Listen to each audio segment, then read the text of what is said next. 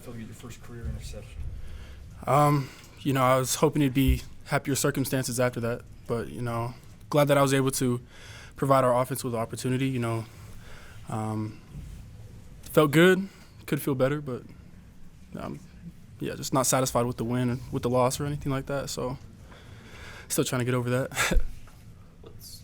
What do you guys view? The run game's obviously stopping the run's an emphasis that you guys haven't been able to do successfully, consistently in the last couple of games. What's the step that you have to take? It starts with practice. In practice, we, try to play it safe, No one's really tackling across the nation during practice, but as far as being physical, we need to practice being more physical. We play really soft against the run, as you've seen in the past games, and that's because of the way we practice. We just kind of just run off and do a little two-hand touch in practice when we should be, getting our chest and everything into it. And I feel like just that mindset and that practice and habit-wise during the week, that would help a lot on Saturdays. How do you feel like you guys are doing, particularly the linebackers, doing it as shedding blocks? Because it seemed like they get helmet on helmet, and you guys had a tough time getting off those blocks to make those, kind of fill those seams. How do you feel like the team's doing there? It's been very improved throughout the season, honestly. The problem is numbers. We're just getting outnumbered on the edge. So it was linebackers against the tight end and the pulling guard pretty much the whole game on that counter run that they're playing. And so, you can get hands-on and be as physical as you want, but when you got two more guys to work through, it's pretty hard to make that tackle. So as far as number, it's really just a numbers game on the outside. So is it a scheme thing where you see that the scheme's going to have to change to be able to equal, to fix the numbers issue? I wouldn't necessarily say it's only on the scheme. A lot of it's just players trying to make plays, And so a lot of times when you do that, you can get out of position, and that could, end up in a result what we got, just outnumbering on the outside. So I feel like for the most part, it's just a mental part of the game for the players that we need to step up and, play within our assignments while trying to make plays at the same time. Coach Tuiaki puts a lot of emphasis on the front line, the defensive line, and that 4-3 to stop the run. But how much ownership do you guys kind of in that second level take on run stopping and backing up those guys and making sure that, they don't get those extra yards and that kind of thing? Yeah. We take a lot of responsibility. I mean, as a linebacker, that's what your job is to read the gaps and shoot them. And, as linebackers, if you're not doing that, then they're going to get those extra yards.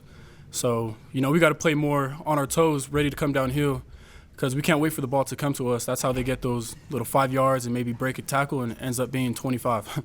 So we need to be able to come up and meet them at the line of scrimmage more. Talk to the guys and talk to Kalani. He's taken a lot on himself. You have chances to choose to go other places and have a relationship with the staff here. When you hear a coach like Kalani or the other guys taking it on themselves, the responsibility for some of the struggles on themselves, what does that do for you as a player? As a team, you never want to be the one to point fingers. So I would hope that everyone on the team would take it as a personal thing. But when a coach steps up and takes the blame for the players, that shows a lot of love, a lot of humility. And as a player, it makes you want to step your game up even more. Because his job, obviously he doesn't have the extension right now. So his job is on the line. And for him to put himself under the bus like that and kind of take the blame for the way that we're playing, that shows a lot of love. So it makes me just want to go out there and work even harder for him. You're a local kid, grew up here in state. How important is this series with Boise State for you guys in the program right now and just for the program in general? I mean, I think you just signed a 10-year extension or whatever with them. So, and obviously rivalry is now dropped up. Do you guys see this as a series that kind of, it needs to be played, you need to play the Broncos and that sort of thing, I guess? Oh, yeah, for sure. I mean, me personally, I have a lot of hard feelings towards Boise State, and that's been ever since I was a little kid.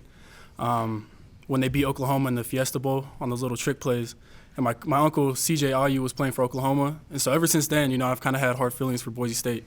But as far as it goes for BYU, it's a deep game for us. It's a game that we haven't been able to win very consistently in the past, and so as far as this game coming up, it's a big deal to all of us, especially with our record right now. We don't want to go into next week 2-5. Right now, we should be 4-2 with the teams that we've been playing. And so for this game to play against the number 13, number 14 team in the nation, it's a big deal for sure. Is it nice to have this opportunity? And, the expectations are on them. They're expected to win the game, being the ranked team, and you guys coming off, 3 straight losses. Do you get a little more freedom just in the sense of, hey, we're going to shock everybody again? Yeah, I mean, the whole season we've kind of been picked to lose almost every game. And so with that mindset and knowing that we're not expected to win, kind of lets us loosen up a little bit and know that we have nothing to lose. We can go out there and take the shots that we need to take the risks that we need to take, and, just try to go out there and make plays and try to come out on top. How do you expect to match up with Boise? Like, maybe what areas do you think that you guys as a team can exploit on Saturday? With the quarterback situation at Boise State, their starter got hurt, but the second string came in and did some really good things. For me personally, I'd like to get at that quarterback and try to get him flustered up a little bit, bring pressures and kind of get him out of his element. Don't let him get comfortable in the pocket. Don't let him get into a rhythm. And I feel like if we can get that quarterback out of a rhythm, then their whole offense will kind of start to kind of expose themselves, I guess. All 4 of your home games this year will be against ranked teams. Does that say anything about just the scheduling or just how you guys go about doing things as an independent to you? That says a lot. As a D1 athlete, you want to play the best, biggest games. You want to play against the best teams and showcase yourself and what you can do against some of the top talent in the nation. And so to be able to go against, 4 ranked teams at home, that's really fun to me personally. Just the competition and the atmosphere that it brings to the stadium, to the fans, to the players. It definitely changes the whole, our mojo throughout the week. Any other questions? Is it tough when you're on defense and the offense has a big long drive, so you've been watching on the sideline, but then it doesn't result in a touchdown? It's either a field goal or they get stopped. What does that do for you guys when you guys have to go back on the field when that didn't get that final result you guys want?